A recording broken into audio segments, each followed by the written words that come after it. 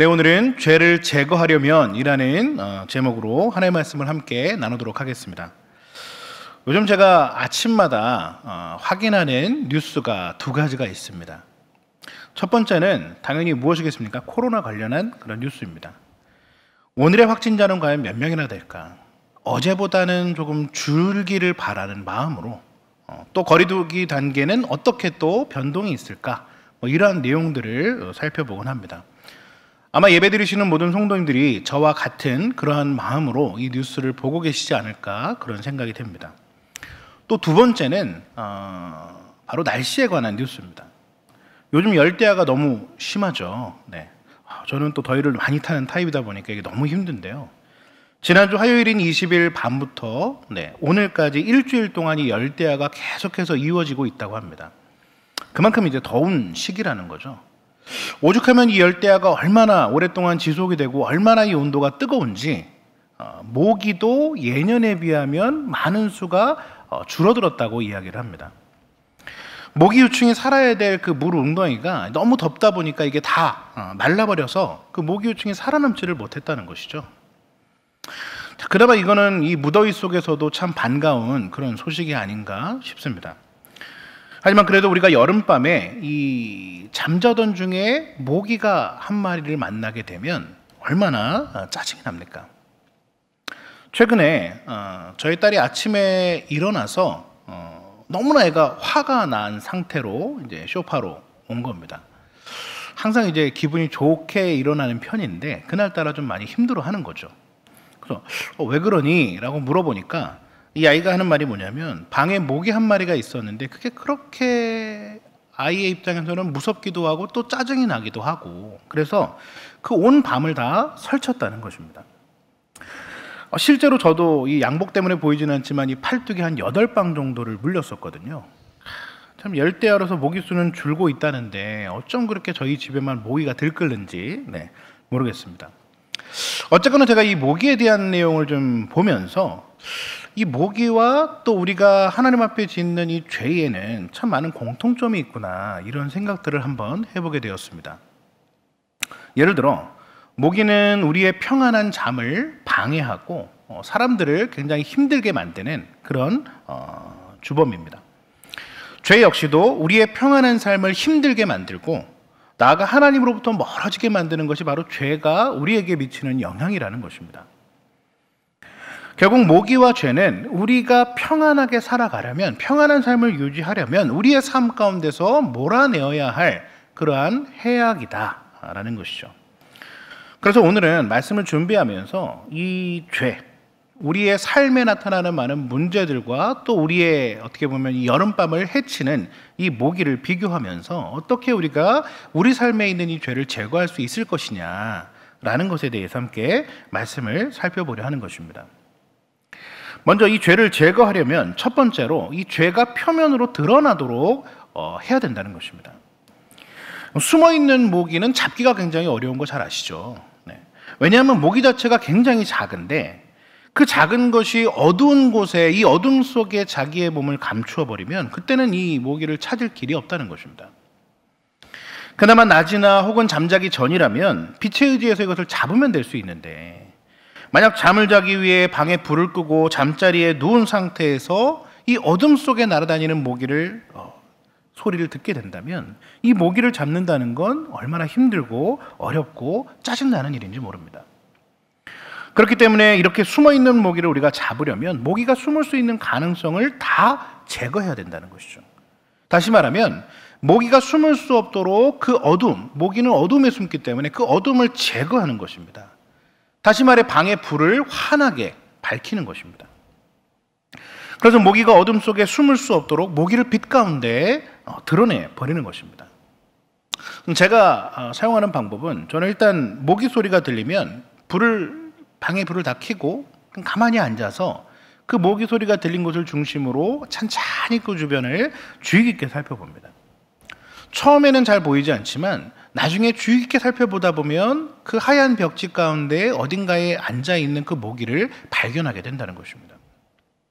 그 순간 모기와 저의 관계는 완전히 역전이 돼버리는 것이죠. 어둠 속에서는 모기가 나를 공격했었지만 그러나 빛 가운데로 나아가는 순간, 이 온 방안을 빛으로 밝히는 순간, 그 순간부터는 이제는 내가 모기를 공격할 수 있게 된다는 것입니다. 자, 이렇게 죄를 드러내는 것, 자, 빛 가운데 나아가서 이 죄를 대면하는 것, 자, 그것이 바로 죄를 제거하는 그런 첫 번째 방법이라는 것입니다. 우리가 매일같이 죄를 짓지만 이 죄를 제거하지 못하는 이유가 바로 이것입니다. 바로 내 생활 자체가 이 죄로 인해 어두워져 있기 때문에 이것을 제거하지 못한다는 것이죠. 자, 이것이 바로 죄가 가진 속성이라는 것입니다. 여러분, 우리가 잘 알고 있는 이 사도 바울이라는 사람을 한번 우리가 생각해 봤으면 좋겠습니다.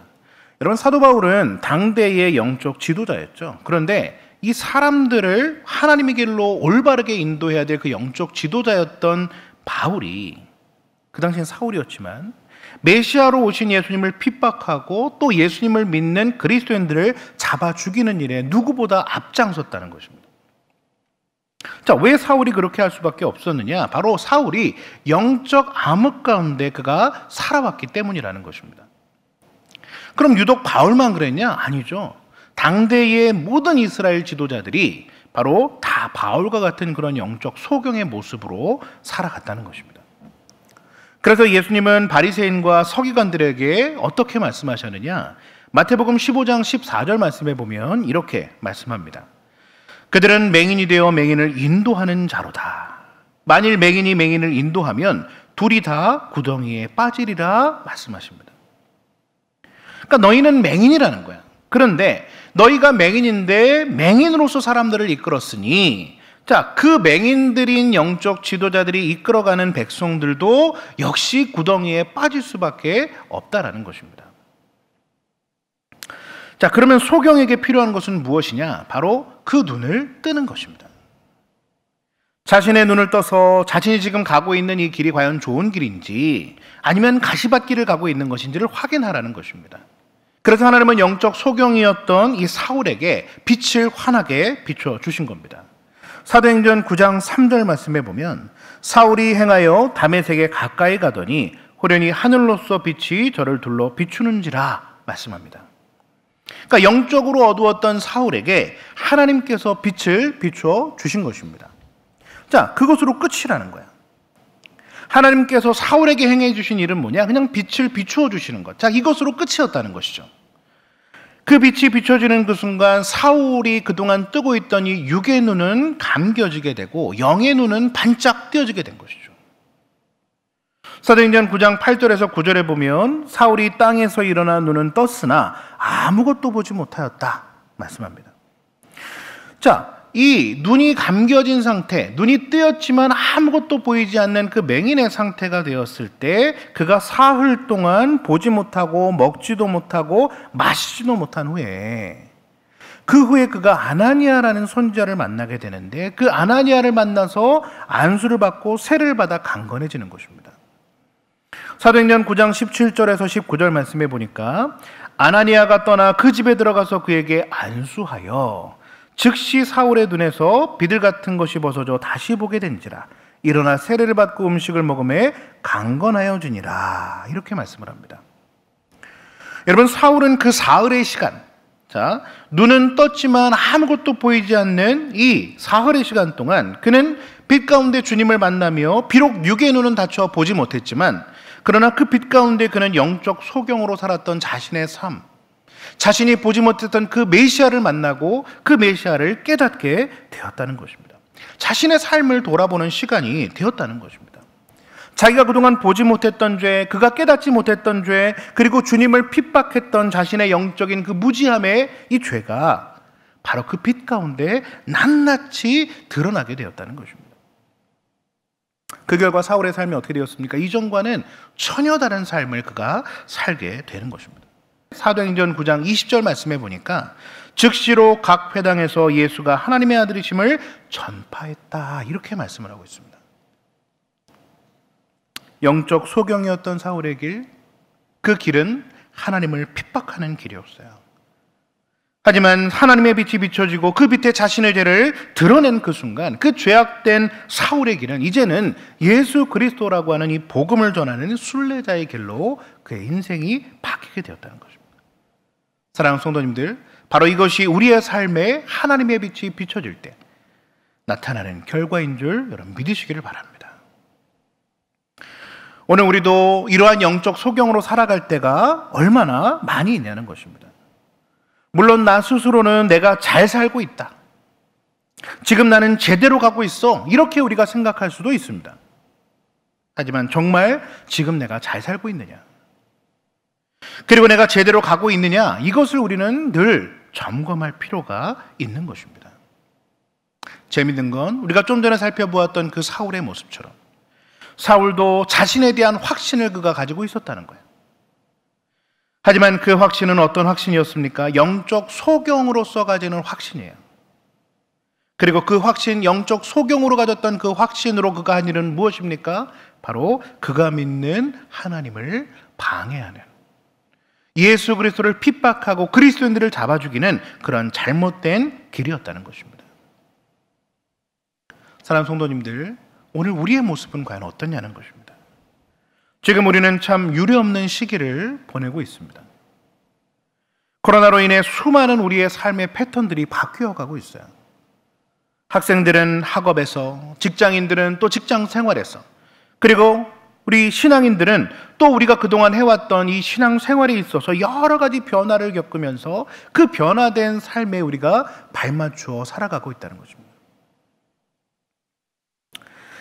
하나님의 말씀을 잘 듣고 잘 들으려 노력해도 사실 어려운데, 그런데 매 주일마다 매 순간 우리가 직접 이 예배 현장에 나와서 내 시간과 내 정성을 다 들여도 우리 자신을 지켜나가는 것이 얼마나 어렵냐는 거예요. 그런데 어느샌가 우리는 이 코로나라고 하는 그 이유를, 코로나라고 하는 시대적인 상황을 이유로 우리는 쉬우고 또 편한 길에 그렇게 길들여져 가고 있는 것은 아니냐라는 것입니다. 다메섹으로 가는 사울에게 빛이 필요했던 것처럼, 다메섹으로 가고 있는 그 영적 소경인 사울에게 하나님의 빛이 비추는 것이 필요했던 것처럼 오늘 저와 여러분에게도 이러한 하나님의 빛이 필요한 것이 아닌가 생각해 봅니다. 나를 멈추고 내 삶을 돌아보게 하고 내가 제대로 가고 있는 것인지, 혹시 내가 지금 분위기에 휩쓸려서 엉뚱한 길로 가고 있는 것은 아닌지, 바로 그러한 것을 점검할 수 있는 바로 그 하나님의 빛이 우리에게 필요하다는 것입니다.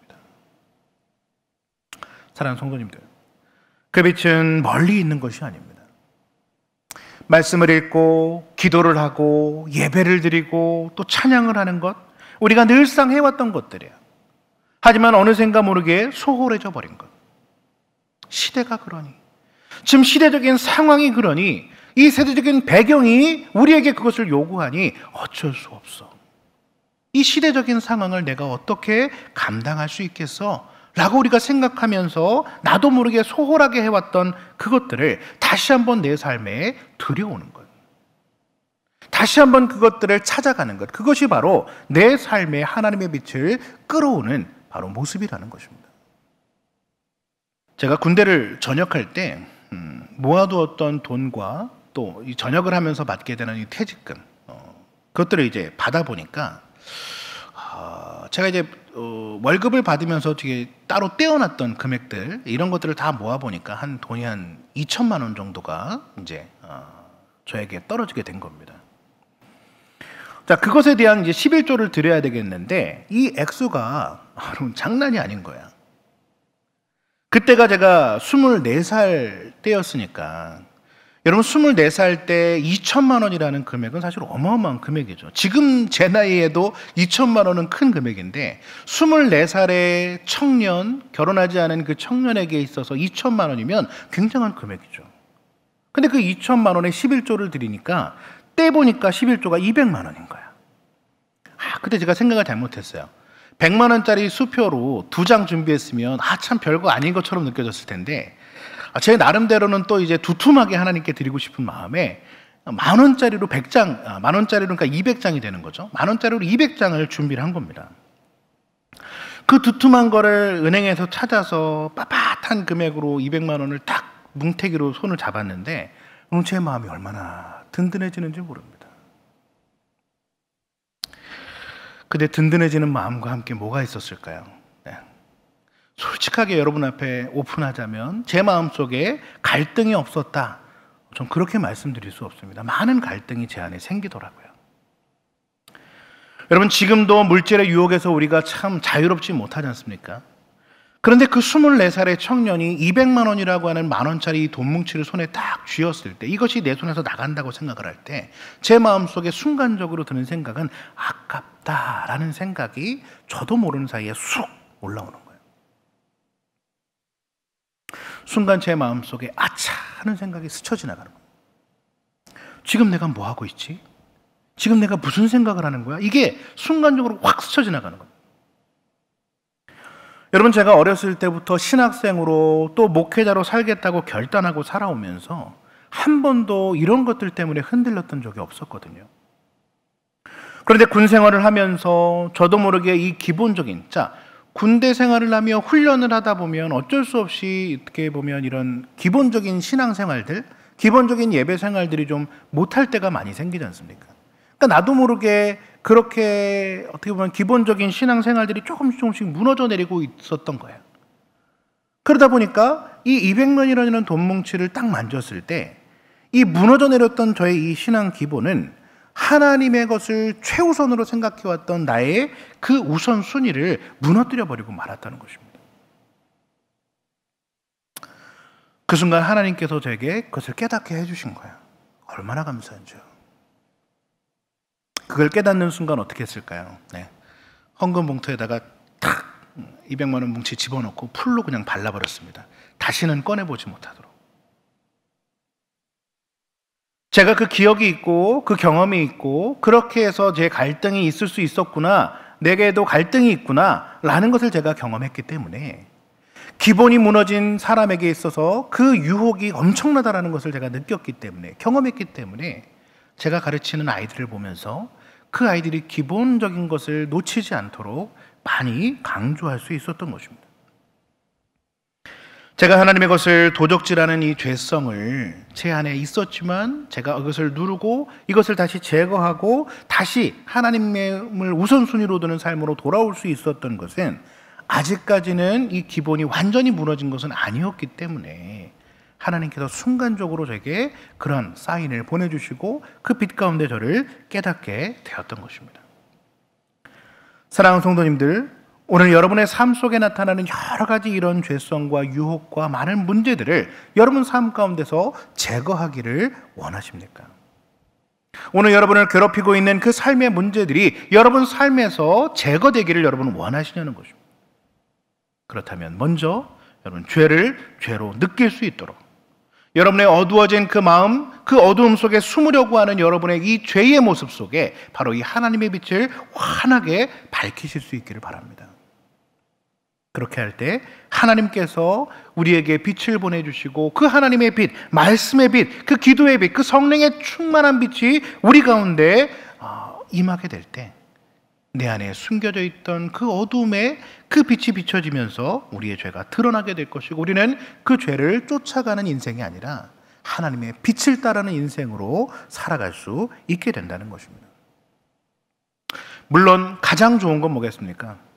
아예 어둠의 상태에 빠지지 않도록 이 기본을 놓치지 않고 꽉 붙들고 살아가는 것이지만, 하지만 혹시 우리의 연약함 때문에 우리가 어둠에 빠진다 할지라도 나를 사랑하시고 나를 기다려주시고 나를 참아주시고 내게 기회를 주시는 그 사랑의 하나님께 우리가 은혜의 빛을 고함으로써 내 삶의 죄를 드러내고 이것들을 치유하고 그리고 더욱더 하나님 앞에 은혜 가운데 나아가는 그런 저와 여러분이 되시기를 주님의 이름으로 간절히 바라고 축복합니다.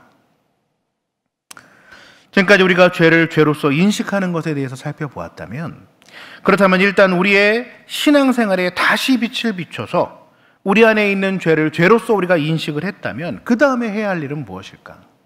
바로 죄를 제거하는 두 번째 방법은 이 죄는 약해지게 하고 나는 강해지게 하라는 것입니다.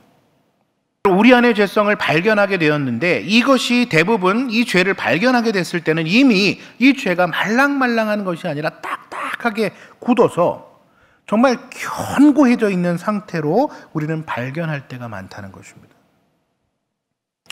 우리 육신의 질병도 마찬가지 아닙니까?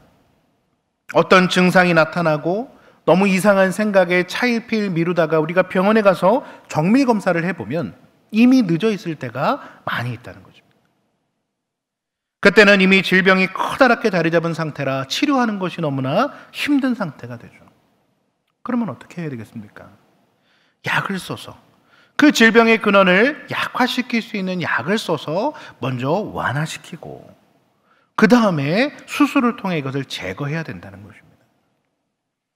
다시 한번 우리가 처음에 했던 그 모기의 이야기로 돌아가 보면, 여러분, 모기를 잡는 가장 일반적인 방법이 뭐겠습니까? 모기가 보여요. 근데 너무 빨라서 이것을 잡을 수 있는 방법이 별로 많지 않아요. 그러면 어떻게 하느냐? 그 방에 모기향을 피우거나 모기약을 뿌리면 되는 것입니다. 자, 여러분, 모기향을 피우고 모기약을 뿌리면 방 안 구석구석 숨어있던 모기들이 그 모기향과 모기약의 그런 어떤 영향을 받아서 쉽게 얘기하면 패닉 상태에 빠져버립니다.